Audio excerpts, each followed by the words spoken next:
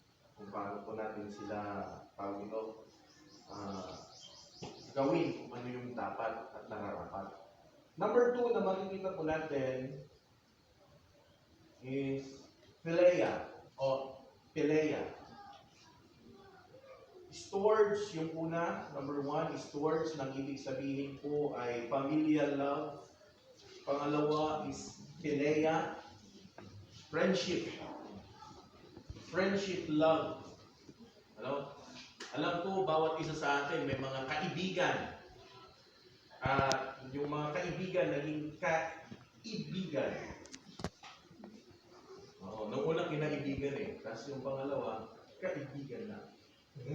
Mga young people eh. Parang ang sasaya nyo ah. Deep mutual respect and share interest between friends. The relationship between David and Jonathan. At siguro itong tinutukoy ng friendship love, ito yung talagang yung words sa kamunduhan na best friend. Ano? Kasi pag tinanong kita, marami ka bang kaibigan? Ay, sagot mo, oo. Pero meron akong kaisa-isang kaibigan talaga na maituturing ko, mapagkakatiwalaan ko, masasabihan ko ng problema, masasabihan ko ng mahihingian ko kapag meron akong pangangailangan, at hindi ako iiwan kahit saan man ako mapunta. Ano? Yun yung mga talagang napalalim na yung kanilang friendship. Ano? Ito yung tinatawag natin na best friend, na hindi ka kailanman iiwanan. Now, the relationship between David and Jonathan is an example of Philia o Philia love. Di ba makikita po natin, kung babasahin po natin yung dalawang ito sa 1 Samuel, kung gaano po katibay yung kanilang kaibigan, magkaibigan. Ano? Dumating sa punto na lahat ng plano ng ama ni Jonathan na si King Saul, sasabihin niya kay David para lamang maipagtanggol or maiwasan. Ano? So, di ba ganun tayo? Alam niyo po kapatid, kung meron man tayong kakaibiganin at merong mas malapit na kaibigan sa buhay natin, walang iba po kundi tayo lang din bilang magkakapatid sa Panginoon. Kasi yung mga kaibigan natin sa labas, pwedeng ikismis tayo niyan. Kaya minsan kailangan din natin mamili ng mga kinakaibigan. Ano? Baka pwedeng kasasabi mo ng istorya mo sa buhay, alam mo pa naman ang panahon natin ngayon, high-tech eh. Pagkasabi mo, maya-maya, biglang viral ka na. Oo, ganun talaga. Sa kakakwento mo, biglang nabigla ka na lang. Bakit kaya alam nila dun sa Purok 3? Nagkwento ka sa Purok 6. Kaya alam nila sa Balintog. Di ba? May pakpak lahat ng mga kwento. Kaya mag-ingat-ingat tayo. Pero ang pinaka maganda niyan, kung meron ka mang kinakaibigan, gagawing kaibigan, yung kapwa mo mananampalataya. Hindi man 100%, pero at least kapatid mo yan sa Panginoon. Sabi nga ng iba, buti pa nga yung mga unsaved eh. Pag mayroon akong kwento, talagang sikreto kantado eh. Diba?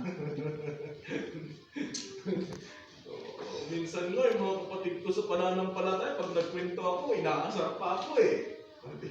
Yung mga ganung mga lumalabas na mga salita. At tandaan po natin, na ang friendship, love, talagang mayroong mas malalim na samahan. 1 Samuel, makikita po natin, chapter 20. At kung pupasahin po natin ito, medyo tatagal tayo. Di ba? Saglit lang naman ako. Jonathan tells David about his father's plan to kill David so that David can escape. Kung mababasa po natin doon sa 1 Samuel chapter 20. 1 Samuel chapter 18 verse 1 to 3, sabi niya dito, and it came to pass when he had made an end of his speaking unto Saul, that the soul of Jonathan was knit with the soul of David, and Jonathan loved him as his own soul. Akalain mo yun kung paano ni Jonathan minahal ang kanyang sarili. Ganon din yung pagmamahal niya kay David. Ano? Verse 2, and Saul took him that day and would let him go no more home to his father's house. Verse 3, then Jonathan and David made a covenant because he loved him as his own soul. Opo, kaya kung makikita po natin talagang matibay yung samahan nitong dalawang ito, ano? Dalawa. Alam ko, sa church ganun din. Meron tayo talagang mga kaibigan din sa church, pero meron pa rin mas talagang masihigit pa na mas kaibigan tayo, no?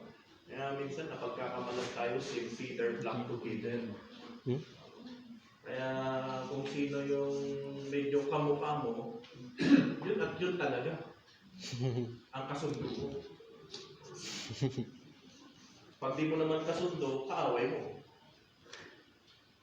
First, John chapter 21 verse 15 hanggang 21. Ano sabi niya dito? Dito makikita po natin ano. So when they had dined, Jesus said unto Simon Peter, Simon, son of Jonas, lovest thou me more than this? He said unto him, Yea, Lord, thou knowest that I love thee. Sabi niya ganon. He said yet unto him, Feed my lambs. Verse 16, he said to him again the second time, Simon, son of Jonas, lovest thou me more than this? He said unto him, Yea, Lord, thou knowest that I love thee. He said unto him, Feed my sheep. He said unto him the third time, Simon, son of Jonas, lovest thou me? Peter was grieved because he said unto him the third time, Lovest thou me? And he said unto him, Lord, thou knowest all things. Mahal mo ba ako? At nasasabi, at ano sabi niya? Yes, Lord. Thou knowest all things. Nalalaman mo lahat ng bagay. Sabi niya, Thou knowest that I love thee. Nalalaman mo na mahal kita. Sabi ni Pedro sa ating Panginoon. Jesus said unto him, Feed my lambs. My sheep. Sorry. Verily, verily, I say unto thee, when thou wast young, thou girdest thyself and walkest whither thou wouldest. But when thou shalt be old, thou shalt stretch forth thy hand, and another shall gird thee and carry thee whither thou wouldest not. Tatlong beses tinanong ng Panginoon, Do you love me more than this? Sabi ng Panginoon kay Pedro. Alam niyo po kung bakit niya tinanong yun? Ang Panginoon alam niya yung puso ng bawat isa, maging yung kanyang mga apostles. At alam naman po natin na ang Panginoon mas pinakamalapit yung kanyang mga puso sa kanyang mga alagad. Hindi lamang po siya Diyos na kilala nila, hindi lamang po siya guro na kilala nila, kaibigan. At si Pedro, alam po natin na siya ay isa sa pinakamalapit sa ating Panginoon. At talagang close itong sila. Ano?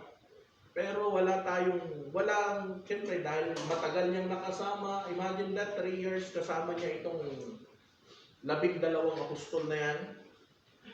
Alam niya na yung pasikot-sikot. Kahit alam natin na kilalang-kilala niya mula ulo hanggang paa. Yes. Pero akalain mo yun, minsan may time pa rin talagang si Pedro talagang dininay niya ang Diyos. Pero ang Diyos hindi niya nagawa yun. May time na si Pedro nawalan ng gana sapagkat nung nalaman niya ng Panginoon na napako at namatay sa krus ng Kalbaryo, eh nawalan siya ng gana. Dito nga sila nag-backslide eh. Ano? Tara, mangisda tayo. Bumalik sila sa pangingisda. Pero kung titignan po natin, concern ang Panginoon. At ayaw ng Panginoon na sila bumalik sila sa buhay na kung saan hindi nila ginagawa yung part nila para sa Panginoon. Kung ikaw totoo kang kaibigan, huwag mong hindi mo hahayaan na ang kapatid mo mawala sa paglilingkod sa Panginoon. Sapagkat kung paano ang Diyos in-encourage niya itong kanyang mga alagad na bumalik sa paglilingkod, eh, yun din naman yung itinuturo ng Panginoon sa atin. Love one another, di ba? Ano pa? So yun.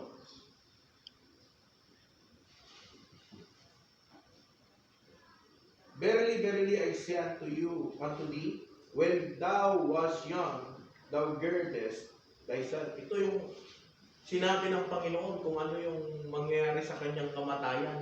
Ano? Na pag lumaki na siya, iunat niya na yung mga kamay niya. Wala na eh. This speak he, signifying by what death he should glorify God. And when he had spoken this, he said unto him, follow me. Sabi niya. Then Peter, turning about, said the disciples, or whom Jesus loved following, which also leaned on his breast at supper, and said, Lord, which is he that betrayed me? Sabagay ito. At makikita po natin doon yung concern ng ating Panginoon. The next na makikita po natin, the friendship between the Apostle Paul and Timothy is another good example. Makikita po natin, di ba, na si Timoteo po ay anak ni Pablo sa pananampalataya, hindi po sa physical. Pero makikita po natin na talagang kahit saan pumunta si Apostle Paul, kasama niya itong si Timothy. Talagang magkaibigan, magkasama. Hindi lang naman siya, nandiyan si Silas, Barnabas, na mga kasama niya sa ministry, kahit na si John Mark nag-backslide nga lang. Tapos bumalik ulit. Pero mas lalong nagamit ng Panginoon. Through Paul's encouragement, Timothy found the courage to help spread the good news on the gospel throughout different parts of Asia and the Middle East. So, important for building community and connection. Makikita po natin, malalim na paggalang sa isa't isa, yung kanina, at magkabahaging interes sa pamamagitan ng magkaibigan. Ito yung totoong magkaibigan.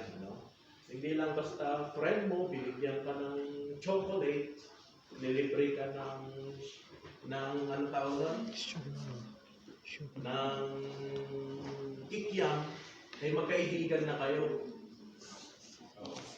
Hindi na po yun. Ang totoong kaibigan, malalim na samahan po yan. Pangatlo, eros.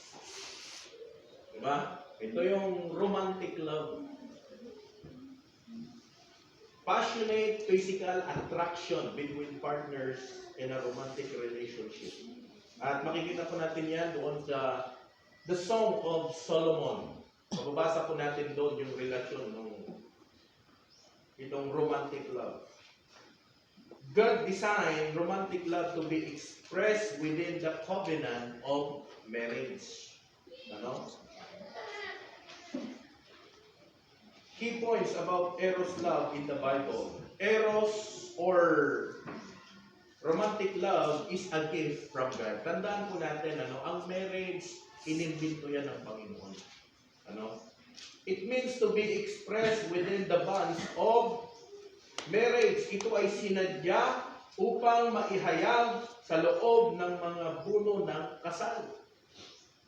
Kaya, maganda talaga na may partners sa buhay. At ang marriage, yan po ay sagrado. At yan po ay inimbento ng Panginoon para ma-enjoy po natin ang buhay. Kaya young people, huwag muna kayong mangarap kung magkaroon ng partner sa buhay ngayon. Mag-aral na. Sa mga magpapakasal naman, huwag nyo naman kalimutan na imbitahan kami. Ito ay isang anyo ng pag-ibig na maaaring tumindi ng may kawalang pag-iimbot at bumaba sa pagkamakasarili. Hindi, siyempre pag ikaw in love ka talaga sa isang tao, talagang wala kang pakialam sa iba eh. Diba? Ganun sa mag-asawa, pag in love sa bawat isa, wala kang pagbagong kasal. Talagang hindi mo papansin yung ibang tao eh. Bahala kayo dyan, basta kami may sariling mundo. Sa Genesis chapter, isa pa, the Bible refers Eros is in the Song of Solomon, which is described as a book that best describes Eros. Try nyo basahin ang Song of Solomon. Genesis chapter 2 verse 18 and 19, and the Lord God said, "It is not good that a man should be alone. I will make him an helpmeet for him." Sayang, walang mga single, maliban na sa mga young people. Pero ito po ay sinabi ng Panginoon. Masaya pa rin naman kahit single. Oo. Pero iba pa rin ang kasiyahan kapag may kapartner.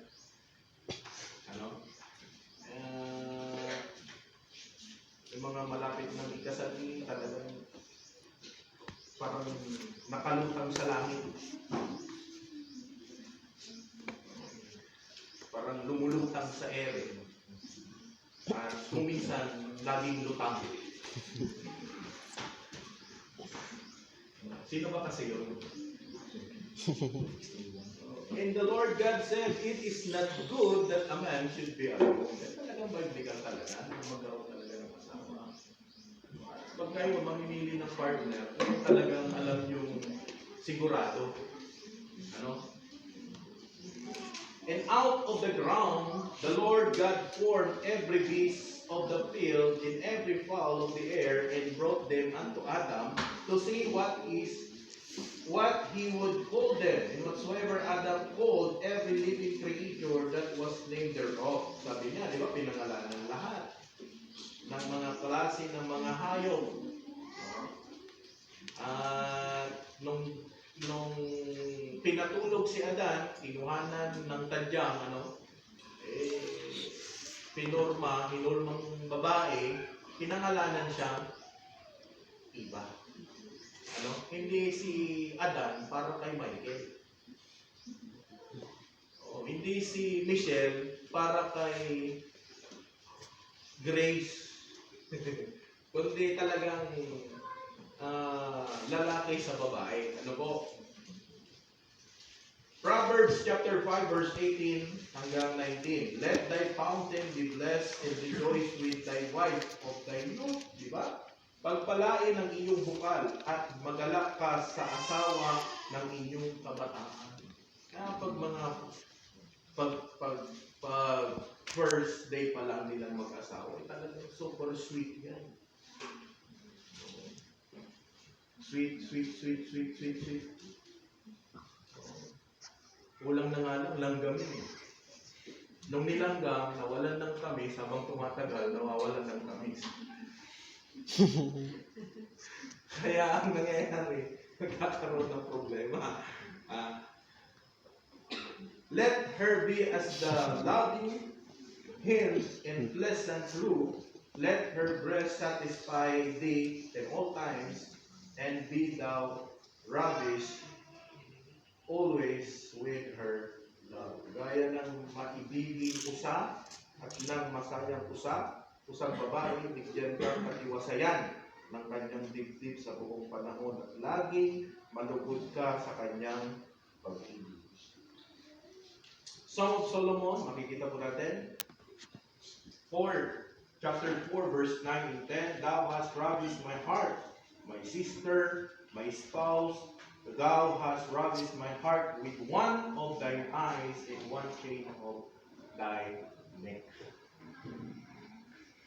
How fair is thy love, my sister, my spouse, how much better is thy love than wine, and the smell of thine ointment than all spices.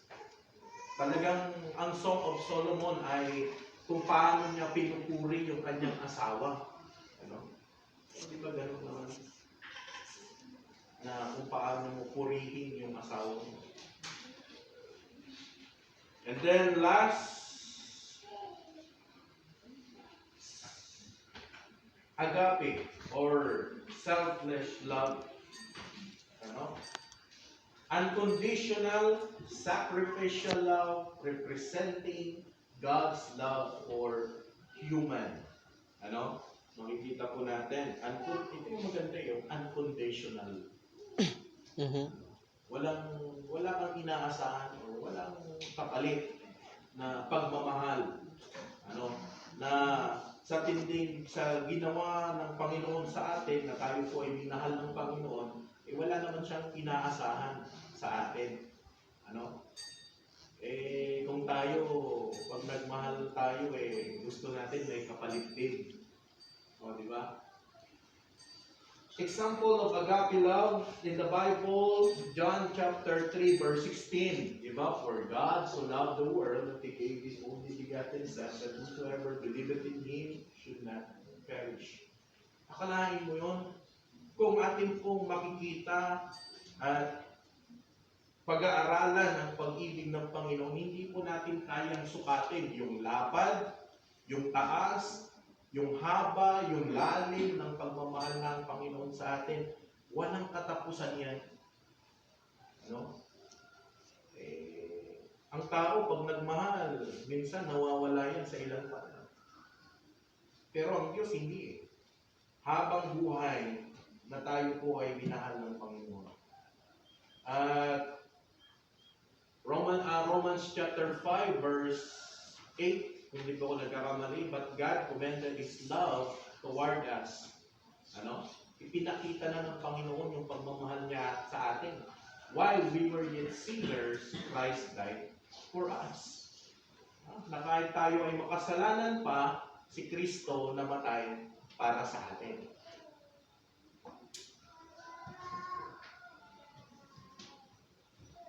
Doon po sa 1 Corinthians chapter 13, tignan po natin, 1 Corinthians chapter 13.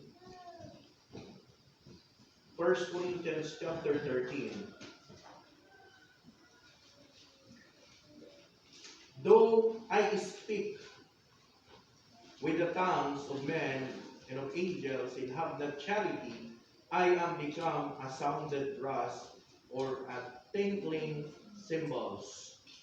Ano? Kung ako'y magsalita ng mga wika ng mga tao at ng mga anghel na tapwat walang akong pag-ibig, ay ako'y naging kanso na tumutunog o patinggaw na umaalingaw-ngaw.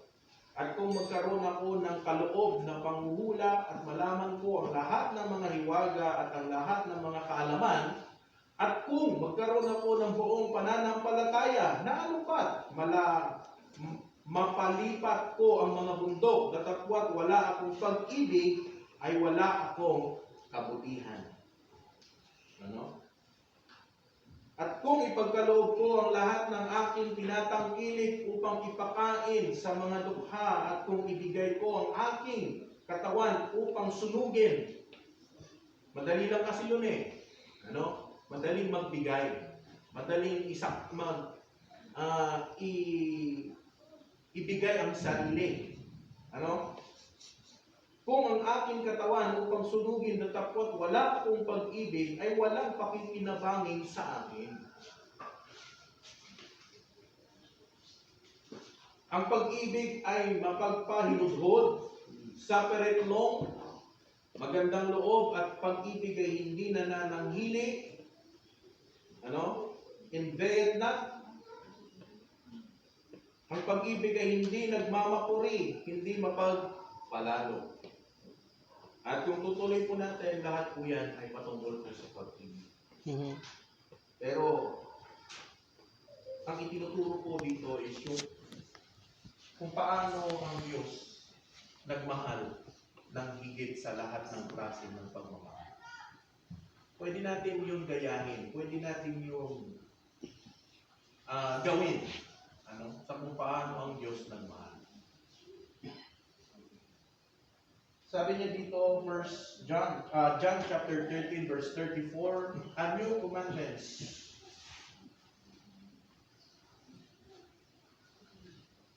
That ye love one another.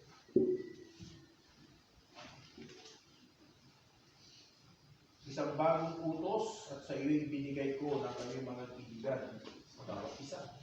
Love one another. At yun ang lagi natin yung nababasa at naririnig na tinuturo sa atin. Mga mahalan.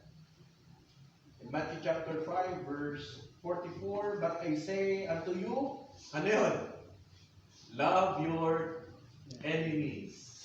Diba? Parang ang hirap magmahal ng kaaway, sino sa atin yung may kaaway pero minahal mo pa? Parang yung nilait ka na, binuraan ka na, binato ka na, minura ka na, sinira ang puri ka na, pinagkalat na ganito ka, ganyan, minaripis ka na, pero ang sabi ng Bible, mahalin mo pa rin. Ang Diyos ganun eh. Hindi tayo kaaway ng Diyos, pero ang kaaway ng Diyos, kasalanan. Pero dahil tayo nagkakasala, naidilang tayo doon. Pero tingnan natin, ano sabi po ng John? For God so loved the world.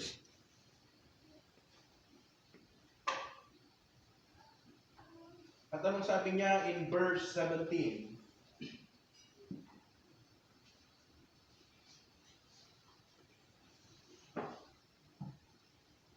For God sent not His Son into the world to condemn the world, but that the world through Him might be saved. Ang gusto ng Panginoon, maligtas tayo.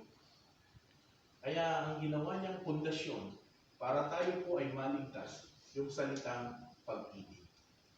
Tanging siya ang makakagawa. Nahanda siyang magsakripisyo, nahanda siyang tanggapin lahat ng pagdurusa at mamatay sa krus ng Kalbaryo para lamang po tayo ay maligtas.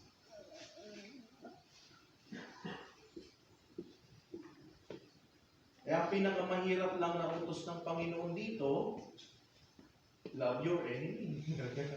Mahalin mo ang kaaway mo. Kaya niya ang Panginoon eh. Hindi naman siya nagtanim ng sama ng loob sa mga tao na nagpapako sa Kanya. In fact, ang sabi ng Panginoon, patawarin mo sila sapagkat hindi nila alam ang kanilang ginagawa. Doon mo pa nga lang makikita yung pagmamahal ng Panginoon sa tao. Pwede naman yung patayin lahat yun eh. Sa isang kisap mata lang. Pero dahil sa pagmamahal niya sa tao, at dahil gusto niya na maligtas ang tao at manampalataya sa Kanya, binigyan pa rin sila ng pagkakataon.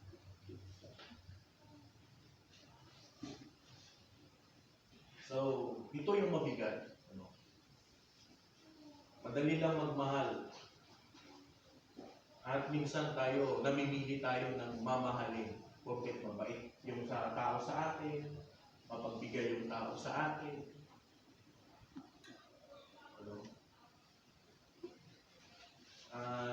Yun lang ang mamahalin natin. Hindi po. Kahit kaaway mo yan, mamahalin mo yan. So yun. Each type of love is valuable. Tapos na po ako. Each type of love is valuable and has a place in our lives. Mm-hmm. Ang bawat uri ng pag-ibig ay mahalaga at may lugar sa ating buhay. As a Christian, we are called to cultivate all forms of love, especially yung agape love. Yung pagmamahal na tulad ng pagmamahal ng Panginoon na ipinakita sa atin, which is the foundation of our faith. Yes. Pag mas madaling sabihin na mahal mo ang Diyos, Pero dapat yung pagmamahal na sinasabi mo sa Panginoon ay katulad ng pagmamahal na pinakita ng Panginoon sa atin. Yes. Tayo ito. Uulit ko po.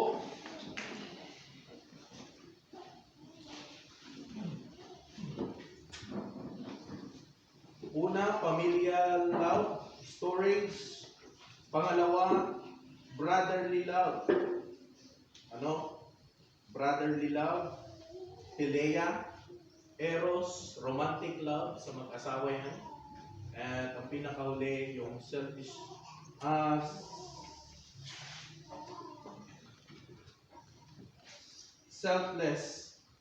love. Ano? Mga selfish, selfless love, agape.